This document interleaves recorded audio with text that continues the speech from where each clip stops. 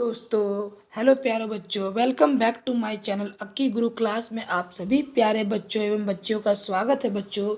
तो जैसा कि आप थंबनेल में देख सकते हैं प्यारे बच्चों कि चैप्टर 4 का अनुवांशिकता एवं जैव विकास वीवीआई ऑब्जेक्टिव ऑप्शन क्वेश्चन आपके सामने प्रस्तुत करने जा रहा हूं।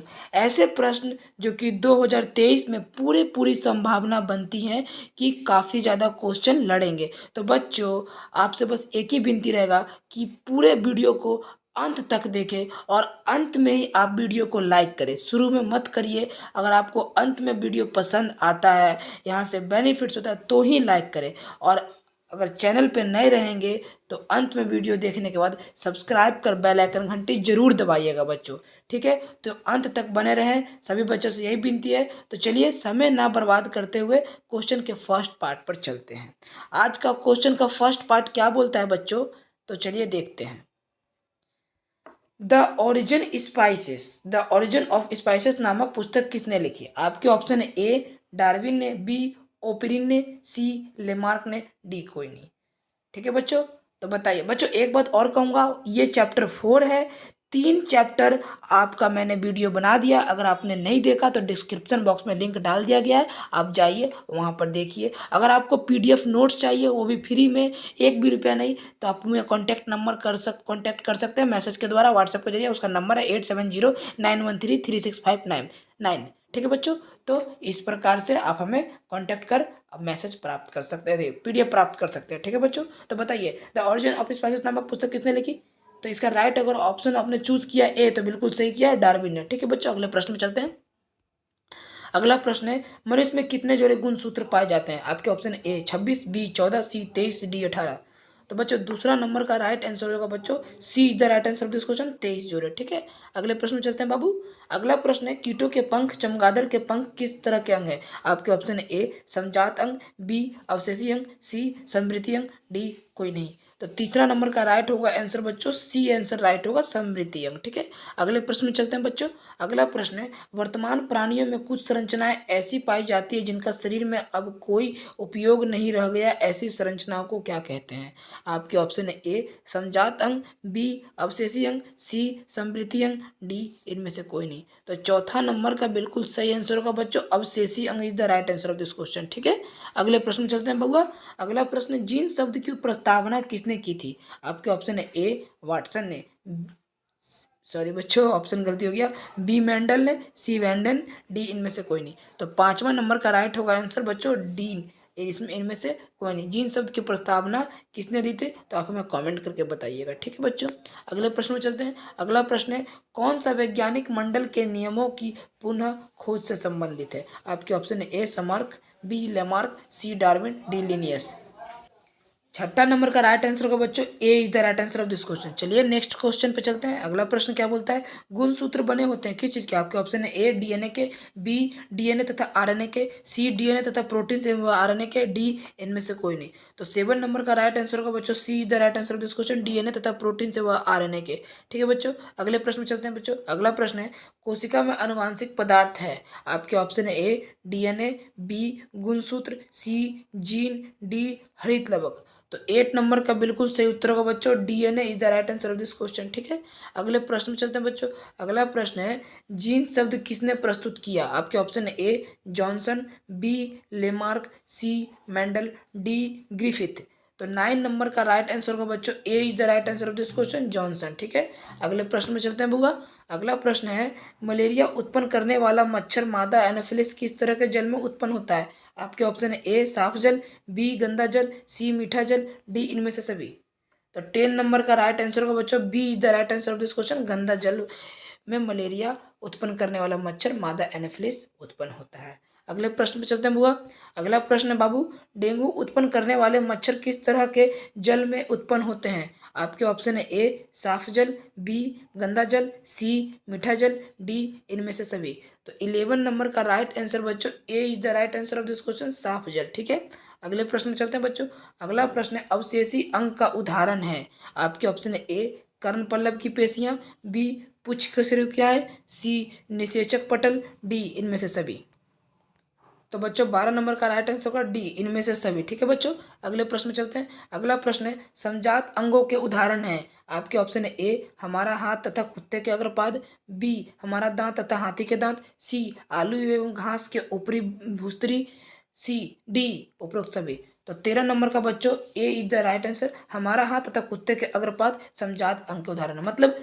मतलब एक जैसे दिखने की संभावना बनती है, संभावनाएं होती हैं, हम लगता है समझाता हूँ मतलब क्या, तो एक जैसा होना चाहिए, थोड़ा बहुत मिलना चाहिए, उसी तरह उसी को समझाता बोलते हैं। ठीक है, अगले प्रश्न में चलते हैं बच्चों। अगला प्रश्न है विकासीय दृष्टिकोण से हमारी किससे अधिक समानता है। आपके ऑप्शन है ए चीन के विद्यार्थी, बी चिंपैंजी, सी मकड़ी, डी जीवाणु। तो विकासीय यानी जो बढ़ती हुई जनसंख्या और बढ़ते हुए तकनीकी के साथ अगर इनकी नज़रों से देखें, दृष्टिकोण से देखें, तो हम लोग पता है चिंपैंजी से मिलते हैं बच्चों। ठीक है, 14 नंबर का B is the right answer of this question. 15 number पे चलते हैं बच्चों। अरे यार प्यास लग गया, सॉरी पानी। अगर नेक्स्ट क्वेश्चन बच्चों, अगला प्रश्न है लैंगिक जन्म के उपरांत संतानों में अलैंगिक जन्म की अपेक्षा होगी। बच्चों मैं पानी पी लेता हूँ, वेट एक मिनट। तो बताइए बच्चों, 15 आपके ऑप्शन है ए कम, बी अधिक, सी एक समान, डी इनमें से कोई नहीं। तो 15 नंबर का राइट आंसर होगा बच्चों B is the right answer of this question, अधिक। ठीक है, अगले प्रश्न में चलते हैं बुआ। अगला प्रश्न है मेंडल ने अपने प्रयोग के लिए किस पौधे को चुना है। सो इजी क्वेश्चन बच्चों, सब कोई बच्चा अगर जो 10th का बच्चा पढ़ा होगा एकदम देख के आंसर लगा दिया होगा अब तक ले। मटर, चना, सेम, इनमें से कोई नहीं। तो इसका सही आंसर होगा A is the right answer of this question. ठीक है, अगले प्रश्न में चलते हैं। फ्रेडरिक मिसर ने न्यूक्लिक नाम किसे दिया। आपके ऑप्शन ए नाभिक अम्ल को, बी सल्फ्यूरस अम्ल को, सी HNO3, डी HCl। तो 17 नंबर का राइट आंसर होगा बच्चों A is the right answer of this question, नाभिक अम्ल को। ठीक है, अगले प्रश्न में चलते हैं बाबू। अगला प्रश्न किसने प्रमाण दिया कि जीन गुणसूत्र का भाग है। आपका ऑप्शन ए 1928 में ग्रिफिथ, बी 1909 में जोहानसन, सी 1902 में TB Boveri, WS Sutton, D 1944 में मैकार्टी। तो 18 नंबर का राइट आंसर होगा बच्चों C is the right answer of this question, 1902 में T बोवारे एवं WS सट्टन। ठीक है, अगले प्रश्न में चलते हैं। अगला प्रश्न है प्रत्येक गुणसूत्र को 2 कुंडलित धागों का बना होता है जिसे कहते हैं अर्ध गुणसूत्र, क्रोमोस्टेम, गुणसूत्र बिंदु, इनमें से कोई नहीं। बताइए बच्चों। तो 19 नंबर का राइट आंसर होगा A is the right answer, अर्ध गुणसूत्र कहते हैं। ठीक है, अगले प्रश्न में चलते हैं बच्चों। अगला प्रश्न है वे अंग जिनकी उत्पत्ति तथा मूल रचना में तो समानता होती है, कार्य के अनुसार उनकी बाह्य रचना में परिवर्तन हो जाता है, वो किसको क्या कहते हैं। आपके ऑप्शन ए समजात अंग, बी अवशेष अंग, सी समवर्ती अंग, डी इनमें से कोई नहीं। तो 20वां नंबर का राइट आंसर होगा बच्चों A is the right answer of this question, समजात अंग। ठीक है, अगले प्रश्न में चलते हैं। अगला प्रश्न शरीर में भोजन का पचना किस प्रकार की अभिक्रिया है। आपके ऑप्शन ए उपचयन, बी संयोजन, सी विस्थापन, डी अपचयन। बताइए बच्चों।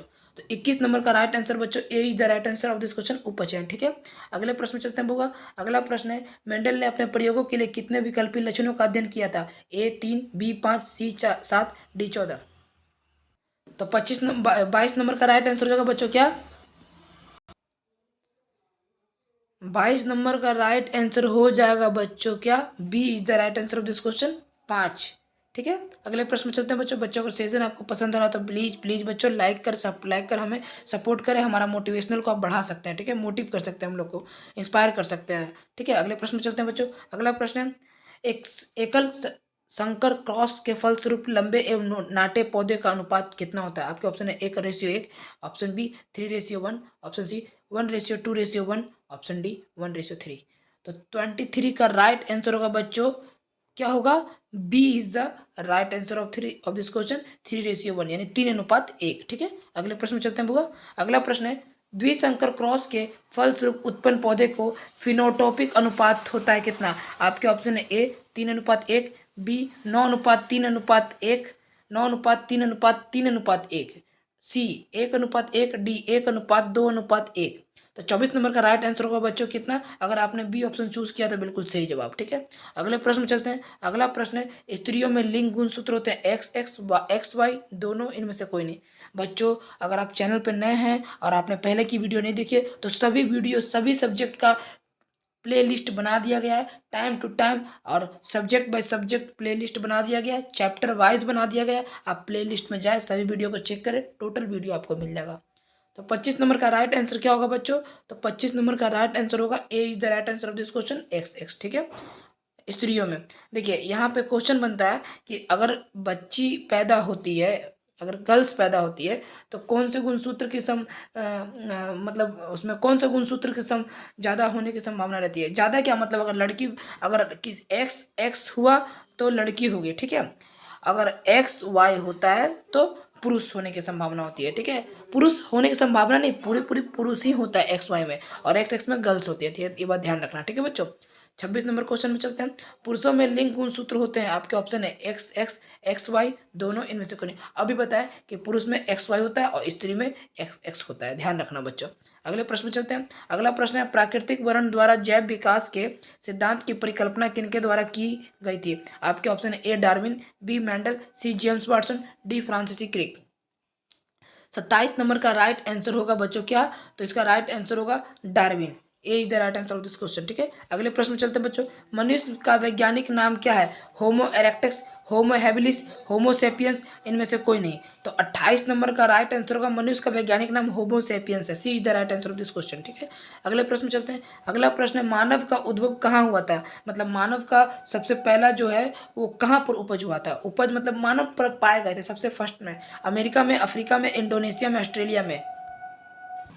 तो बच्चों मानव का उद्गम अफ्रीका में, दक्षिण अफ्रीका में पहले मानव पाए गए थे, ठीक है। अगले प्रश्न में चलते हैं बच्चों। अगला प्रश्न क्या है कि चमगादड़ एवं पक्षी के पंख किस प्रकार के उदाहरण है? समरूप, समजात, समवृद्धि, जीवाश्म। तो 30 नंबर का राइट आंसर हो जाएगा बच्चों क्या? तो इसका राइट होगा समरूप। ए ऑप्शन बिल्कुल सही है, ठीक है। अगले प्रश्न पे चलते हैं।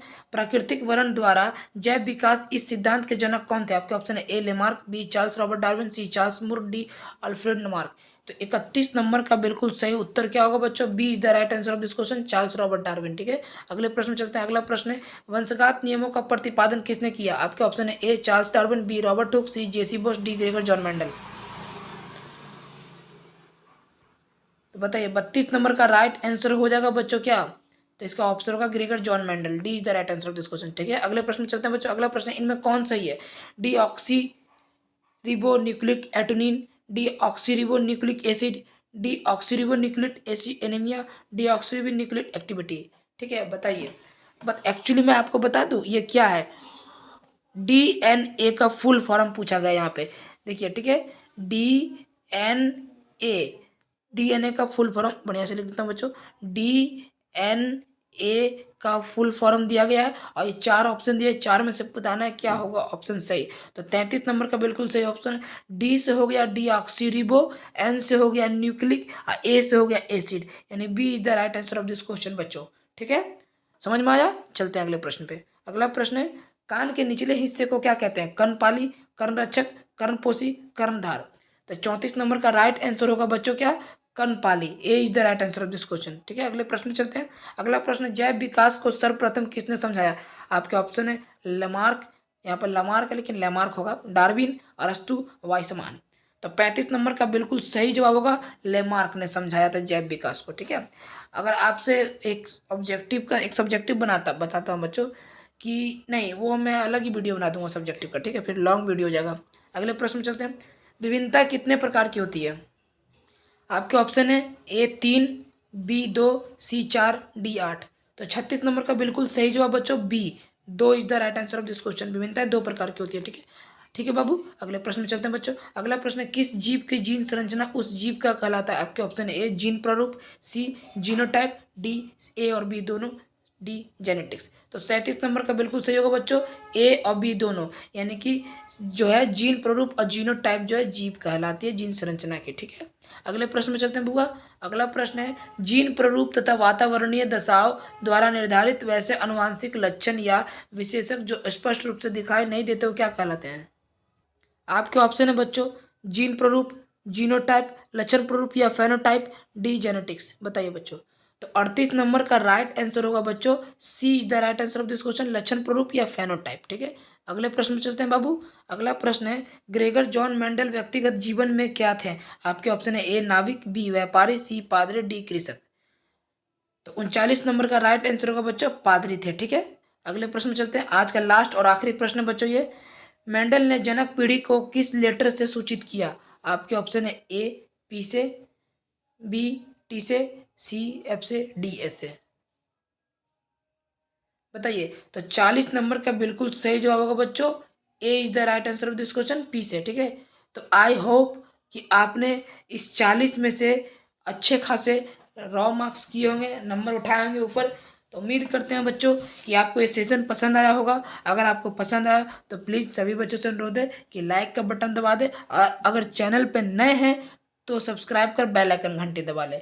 अब हम लास्ट में आप अपना, अगर आपको अपने क्लास का वीडियो अच्छा लगा तो हमारे चैनल को सब्सक्राइब कर हमारे चैनल के साथ जुड़ जाइए और बिल्कुल अंतिम तक बने रहिएगा। आपके एग्ज़ाम की यहाँ से पूरी बेस्ट टू बेस्ट तैयारी करवाई जाएगी। अभी सब्जेक्टिव वीडियो हो रहा है, अब कुछ दिनों के बाद हाल ही फिलहाल में एकदम बिल्कुल तेज़ी से ऑब्जेक्टिव सब्जेक्टिव दोनों का एक साथ कलेक्शन आ जाएगा। तो हमारे चैनल के साथ जरूर बने रहें। ठीक है बच्चों, और चैनल पे नए हैं तो चैनल को जरूर सब्सक्राइब करिएगा और उन सभी बच्चों के पास शेयर करिएगा जो बच्चे फ्री में क्लास करना चाहते हैं, बेटर क्लास करना चाहते हैं। तो हमारी वीडियो उन सभी बच्चों के पास भेजिएगा, ये रिक्वेस्ट रहेगा। तो ठीक है बच्चों, आज के लिए इतना काफ़ी है। मिलते हैं अगले स्टडी की वीडियो में, तब तक के लिए बाय बाय, टेक केयर, जय हिंद, जय भारत, स्वस्थ रहिए, मस्त रहिए।